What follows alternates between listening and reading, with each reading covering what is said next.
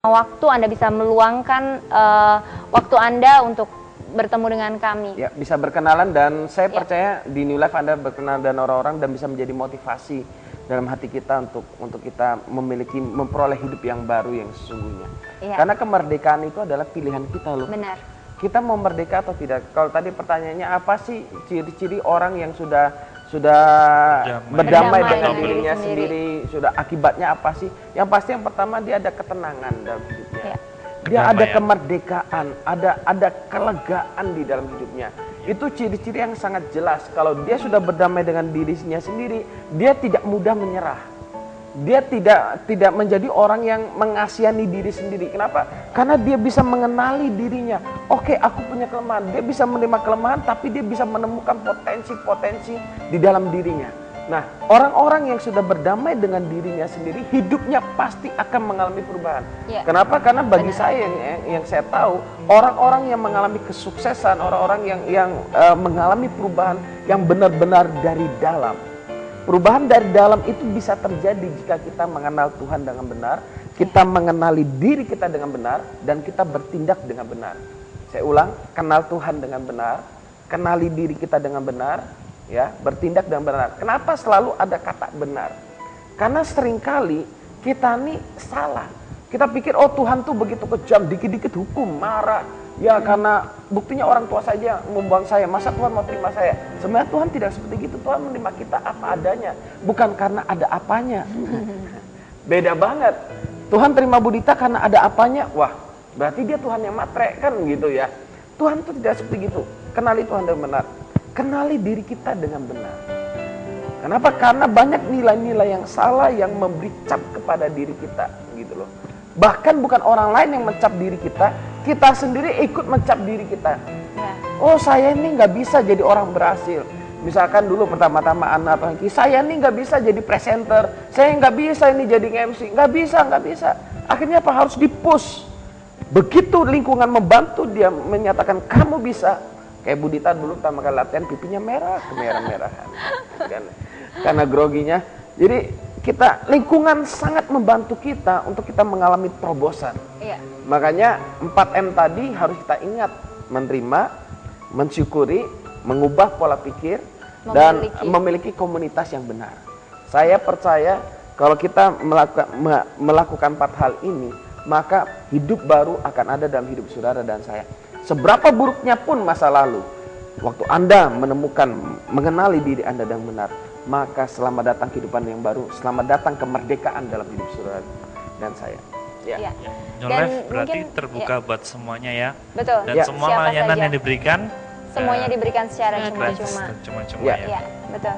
Dan mungkin boleh saya tambahkan ada beberapa lagi ciri-ciri yang biasanya dirasakan oleh orang yang sudah berdamai dengan diri sendiri, yaitu dia punya satu rasa mengasihi orang lain secara tulus. Karena apa? Dianya sendiri sudah berdamai dengan dirinya sendiri. Dianya sendiri sudah tidak disalah-salahin lagi. Tidak jadi egois. Jadi egois, sehingga dia akhirnya bisa fokusnya ke orang lain. Gimana bisa nolong orang lain. Dia menyadari bahwa hidupnya tidak untuk dirinya sendiri, tetapi gimana dia bisa membagi hidup dengan orang lain. Dan kemudian yang ciri-ciri yang berikutnya juga, dia juga menjadi fokus untuk mengejar tujuan hidupnya. Dia menjadi lebih ngerti lagi tujuan hidupnya nih apa sih sebenarnya, untuk apa sih dia hidup di dunia ini. Dan dia jadi punya alasan yang lebih kuat lagi untuk mengejar tujuan hidupnya itu secara mati-matian. Biasanya seperti itu. Pesan perubahan. Ya, pemirsa, segeralah berdamai dengan diri Anda sendiri. Ya, maka Anda akan mendapatkan kedamaian di dalam kehidupan Anda. Ya, kita saksikan pesan perubahan yang berikut ini. Ya, kalau kita lihat pesan perubahannya, kemenangan terbesar dalam hidup ini adalah bukan ketika kita berhasil mengalahkan orang lain, tetapi ketika kita berhasil mengalahkan diri kita sendiri. Pertempuran terbesar ada di dalam diri kita. Waktu kita berhasil menang atas hakim-hakim atas diri kita, karena banyak orang yang menghakimi diri kita dan diri kita pun kadang menghakimi diri kita, maka di sanalah kemenangan terbesar sesungguhnya. Kita akan melihat pesan perubahan yang kedua. Ya, orang yang tidak dapat berdamai dengan dirinya sendiri tidak akan dapat mengenali dirinya.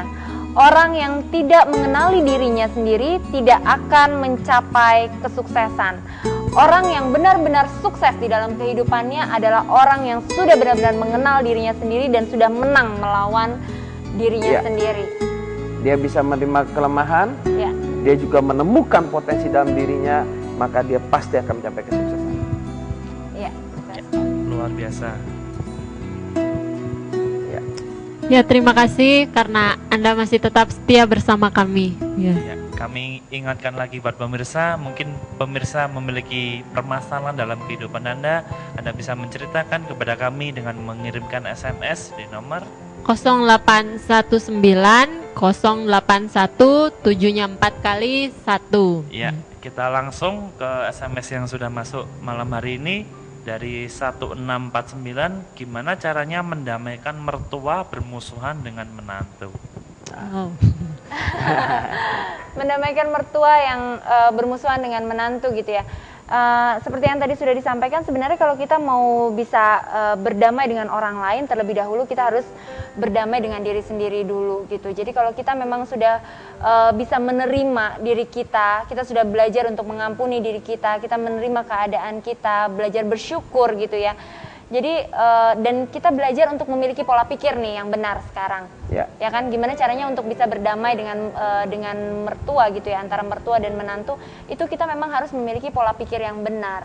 Bahwa kalau kita boleh bersama-sama dengan mertua, sebenarnya kita harus bersyukur loh, karena nggak semua menantu bisa hidup rukun dengan mertuanya, dan nggak semua menantu punya kesempatan untuk hidup bersama-sama dengan mertuanya. Dan kalau kita diberi kesempatan untuk hidup bersama dengan mertua, itu berarti sebenarnya anugerah gitu loh. Karena nggak semua orang bisa ngalamin seperti itu. Dan kalau kita menyadari bahwa kita boleh tinggal sama-sama mertua itu adalah anugerah, maka kita akan menjaga baik-baik kan anugerah itu gitu. Kalau kita punya pola pikir bahwa hidup bersama dengan mertua adalah anugerah, maka kita juga akan menjaga anugerah itu. Nah, gimana cara menjaganya? Memang sih tidak dipungkiri bahwa menantu dan mertua ini kan dipisahkan oleh jarak usia yang cukup jauh, sehingga selera beda, hobi beda, jelas gitu sekali kan. Dan apa-apa yang menjadi kegemaran itu pasti beda gitu. Nah, kalau saran dari saya sih memang siapa yang waras itu yang ngalah. Jadi dalam artian gini, karena kita menyadari bahwa kita boleh hidup dengan mertua adalah satu anugerah, maka selayaknya lah kita menghargai anugerah itu. Artinya mertua itu adalah anugerah. Kita boleh tinggal sama mertua kan anugerah. Berapa lama sih kita bisa menyenangkan orang tua gitu ya, bisa menyenangkan dalam hal ini kan orang tua pasangan kita itu kan juga orang tua kita sendiri sebenarnya kan. Berapa lama sih kita bisa menyenangkan? Nah, mumpung kita masih punya waktu, apa salahnya sih kita belajar untuk menyenangkan? Nah, bagaimana caranya kita belajar untuk menyenangkan? Ya, cobalah cari topik-topik yang memang menarik untuk dibicarakan. Kayak misalnya mungkin kondisi-kondisi saat ini, berita-berita di surat kabar, itu kan sebenarnya hal-hal yang semua orang bisa nyambung ngomongnya gitu. Mertua jadi, suka masak, belajar masak, belajar untuk menyenangkan mertua, seperti itu. Jadi belajar untuk menghargai kasih karunia itu sih, belajar untuk menghargai anugerah atau kesempatan yang diberikan oleh pencipta gitu ya. Pasti kan mertua bisa tinggal sama kita, bisa sama-sama sama kita, itu juga kan karena seizin Tuhan gitu ya. Jadi belajarlah untuk menerima itu dan lakukan yang terbaik gitu. Saya cuma mengingatkan begini, berhentilah berpusat pada diri sendiri, karena itu penyebab pertengkaran yang paling utama. Oh, mertuaku ini kok bangun pagi nuntut. Berhentilah kita hidup berpusat pada diri kita sendiri. Belajar mengasihi orang lain. Makanya kalau kita bisa berdamai, kita bisa menerima mertua kita bisa mensyukuri, kita punya pola pikir yang benar dengan mertua kita bisa belajar bergaul dengan kasih kepada mertua kita, maka keindahan hidup akan datang dalam hidup kita. Dan ingat, suatu saat nanti kita akan menjadi tua dan kita akan punya menantu juga. Nah, kita akan jadi mertua. Apa yang kita tabur itu yang akan kita tuai kan gitu ya. Waktu kita yang menjadi mertua, nah di sanalah belajar dari peristiwa-peristiwa yang sudah terjadi. Ya. SMS selanjutnya dari 9094. Selamat malam, nama saya Sisi, tinggal di Batam Center. Saya bingung, selama ini saya udah banyak bohong dengan orang. Aku nggak tahu harus gimana cara untuk meminta maaf. Ya, begini, ada beberapa penyebab orang bohong. Pertama, mungkin karena dia ingin merasa dihargai, gitu kan ya. Kalau misalkan Anda bohongnya sampai ngutang, karena ngutang berarti mungkin karena Anda mengandalkan penampilan Anda. Jadi penyebab utama seorang muda bohong, saran saya buat Sisil, bereskan dulu apa yang ada dalam dirimu. Cari tahu dulu kenapa ya kalau saya suka bohong. Bohongnya dalam hal apa? Saya ini tidak dijelaskan secara detail, gitu kan ya. Misalkan bohongnya karena suka keluar sama, misalkan sudah menikah, keluarnya sama cowok lain, berbohong, takut dihukum, takut malu, takut ketahuan atau apa. Nah, itu ada penyebab-penyebabnya, Sil. Nah, penyebabnya ini, waktu kita menemukan penyebabnya, waktu kita bereskan penyebabnya di dalam hati kita ini, baru kita bisa pulih. Kenapa? Kita mau berhenti bohong, kecenderungan kita akan bohong. Kenapa? Karena akarnya masih ada dalam diri kita, yaitu di masa lalu kita, dan makanya kita mengangkat tema berdamai dengan diri sendiri. Kalau kita nggak bisa berdamai, akan menjadi masalah. Gitu. Ya, dan kalau pemirsa bingung mungkin ya, terutama dalam hal ini Sisil gitu ya, kalau misalnya masih bingung, terus gimana dong caranya supaya bisa tahu? Nggak usah bingung-bingung, Sisil bisa angkat teleponnya, nanti bisa hubungin kita setelah acara ini berakhir di nomor yang sama 0819 081 74 kali 1, dan semua layanan yang diberikan oleh New Life semuanya diberikan secara cuma-cuma atau gratis atau tidak dipungut biaya sedikit pun.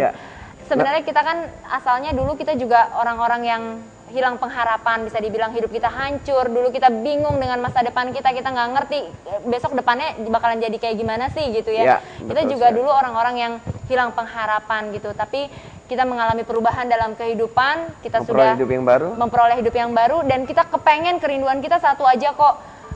Pemirsa yang di rumah yang merasakan hal yang sama yang seperti dulu kita pernah rasakan, yuk sama-sama yuk kita belajar untuk menyelesaikan persoalan itu dan memperoleh kehidupan yang baru juga, seperti yang kita rasakan. Saya dulu nggak berani bermimpi bahwa suatu saat saya akan menikah dan punya anak yang lucu-lucu dan hidup berbahagia. Saya nggak berani bermimpi dulu, tapi begitu lingkungan membantu saya menanamkan nilai-nilai yang benar dan saya menemukan nilai-nilai dalam kehidupan ini, maka hidup saya berubah. Jadi istri, anak, semua kita semua bahagia karena nilai-nilai yang benar. Iya. SMS selanjutnya dari 7651. Kenapa aku sama pacar berantem terus, cuma masalah sepele, kadang baik, kadang berantem? Kenapa ya Pak ya? Berantemnya masalah apa? Sayangnya kan tidak diceritakan. Jadi pertengkaran itu banyak penyebabnya. Ada yang karena dia takut dihukum, takut malu, ada yang karena dia takut gagal, kemudian takut ditolak. Jadi itu bisa mengakibatkan pertengkaran. Belum lagi di masa lalunya dia karena kurang kasih sayang, kurang perhatian, akibatnya suka menuntut. Kan bisa saja misalkan orang pacaran kenapa berantem terus? Ya karena pacarku suka menuntut. Nah, kenapa dia suka menuntut? Itu ada akarnya permasalahannya semua. Nah, pohonnya itu bahasa istilah saya, pohonnya itu misalkan pohon itu ada akarnya di bawahnya ini yang mengakibatkan semua. Selama akarnya ini nggak dicabut, nggak dibereskan, nggak akan bisa. Kalau kita tanya kenapa saya bertengkar, kemudian saya menjawab, ya karena Anda kurang sabar. Saya rasa itu tidak menyelesaikan masalah, karena akarnya masih ada. Seperti makanya yang hari ini contohnya kita angkat nih, kenapa kita perlu berdamai dengan diri kita? Karena mungkin ada penghakiman, penghinaan mungkin, sehingga mudah sekali kalau orang terluka hatinya dan dia belum bisa berdamai dan dia belum merdeka dengan dirinya sendiri, pasti dia akan sering bertengkar. Iya. Dan apa yang kelihatan sebagai masalah sepele-sepele tadi itu ya, itu bisa dikatakan kalau dalam pohon itu bisa dikatakan sebagai daun-daunnya saja mungkin gitu. Jadi kita nggak bisa menilai daunnya dari apabila kita tidak mengetahui akarnya gitu. Kita tidak bisa tahu kenapa daunnya itu pada berguguran ya, kalau kita tidak melihat dari akarnya gitu. Justru akarnya itulah yang harus kita bereskan dulu gitu. Kadang-kala orang seringkali fokus tuh ke masalahnya gitu. Masalahnya gini, masalahnya suami saya selingkuh nih, saya nggak bisa terima, saya nggak mau, pokoknya saya mau cerai. Saya maunya suami saya nggak selingkuh lagi. Pengennya praktis gitu. Ya, kalau dia selingkuh sekali lagi, saya maunya cerai gitu. Padahal dengan bercerai saja itu tidak menyelesaikan masalah. Dengan suami berhenti berselingkuh